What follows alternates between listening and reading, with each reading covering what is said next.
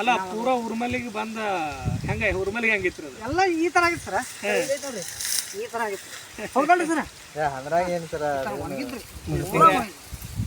ತಿಂಗಳ 2 ತಿಂಗಳದಾಗ ಹೆಂಗಾಗೈತೆ ಎಷ್ಟು ಚೇಂಜಸ್ ಆಗೈತೆ ಭಾಳ ಚಂದ ಬರ್ಲಿ ಸರ್ ಭಾಳ ಅದು ನೋಡಕ್ಕೆ ಭಾಳ ಯೋಗ್ಯ ಐತೆ ಸರ್ ಅಲ್ಲ ಈ ಟಾನಿಕ್ ಒಳಗಡೆ ತಾಕತ್ತೈತ್ರಿ ಭೂಮಿ ಉಳಿಬೇಕಲ್ಲ ಸುಮ್ಮನೆ ಆತನಿಗೆ ಗೊಬ್ಬರ ತಂದು ಹೋಗಿತ್ರಿ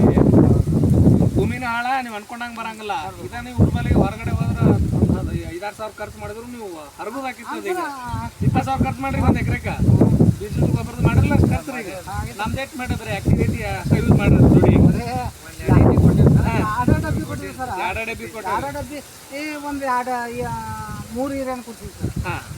3 ಹಿರಿಯ ಕಟ್ತೀನಿ ಸರ್ ಅದ್ರಾಗ ಯಾವ ರೀತಿ ಕಬ್ಬು ಇತ್ತಂದ್ರೆ ಪೂರ್ತಿ ಅದ ಕಸ ನೋಡಿದ್ರೆ ಅಷ್ಟು ಪೂರ್ತಿ ಕಸ ಇದೆ ಸರ್ ಆಲ್ಮೋಸ್ಟ್ ಅವ್ರಿಗೆ ಬರ್ತಾರ ರೈತರಿಗೆ ಏನು ನೋಡಿದ್ರೆ ಕಬ್ಬಿನ ಹಿಂಗಾಗ್ಬಿಟ್ಟು ಸರ್ ಒಣಗಿತ್ತು ಸರ್ ಕಬ್ಬು ಎಂಥದಾಗಿತ್ತು ಈಗ ಏನು ಚೇಂಜನ್ ಆಗೈತೆ ಸರ್ ಕಬ್ಬು ನೋಡಿ ನಮ್ಗೆ ಅರಿವು ಬರೋ ಹಂಗಾಗ್ಬಿಟ್ಟು ಸರ್ ಈಗ ಅದನ್ನ ಯಾವ ರೀತಿ ಚೇಂಜಸ್ ಅಲ್ಲ ಇವಾಗ ಖುಷಿ ಆಯ್ತಲ್ರಿ ನೀವು ಉಳಿಸೋದಕ್ಕೆ ಮತ್ತೆ ನಾಳೆಗೆ ಇದಕ್ಕೆ ಹೊಡ್ಯಾಕ ರೆಡಿ ಮಾಡ್ತಾರೆ ಆಯ್ತು ಬೆಳೆ ಆದ್ಮೇಲೆ ಕೊಡ್ತಾರೆ ಇವ್ರಿಗೆ ಸದ್ಯಕ್ಕೆ ಕಾರ್ನಾಗ ಐತೆ ಔಷಧ ಅಲ್ಲಿ ಹೋಗಿ ತೊಗೊಂಬಂದಿದ್ದೇನು ಯಾವ ಮಾಡಬೇಡ್ರಿ ಕೊಡ್ರಿ ನನ್ನ ಮೇಲೆ ಡಿಪೆಂಡ್ ಆಗಿ ಕೊಡ್ರಿ ಹಾಕೋದು ಹಾಕೋದು ಹೆಂಗೋ ನೋಡಿರಿ ಕಣ್ಣಾರ ಈಗ ಈಗ ಕೊಟ್ಟು ಹೋಗ್ತೀನಿ ಎಷ್ಟು ಎಕರೆ ಆಗತ್ತೆ ರೀ ಟೋಟಲ್ ಇದೀಗ ಇದು 3 ಎಕರೆ 3 ಎಕರೆ ಆಗತ್ತಲ್ಲ ಅವಾಗ 3 ಅದು ಬೆಳಿತೈತಿ